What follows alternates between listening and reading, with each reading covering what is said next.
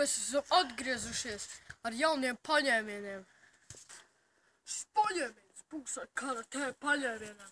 Viņš tikai šitas paņēmiens. Skatieties. Piemēram, jūs esat savu draugu. Jā.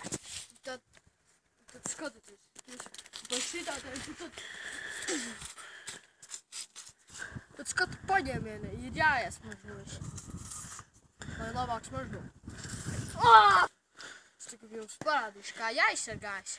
Jums ir kā pareizi sist. Sagatavo ar dūri un tad tā roku iztaisnojam šitā tā. Un kā izsargāties šitā. Tad sist.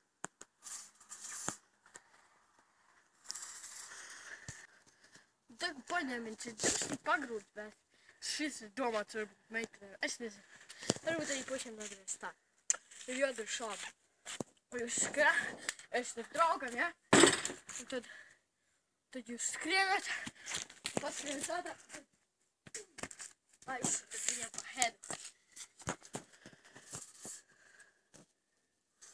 Ja nu šie triki nesanāk jums, ko mēs darījām tad,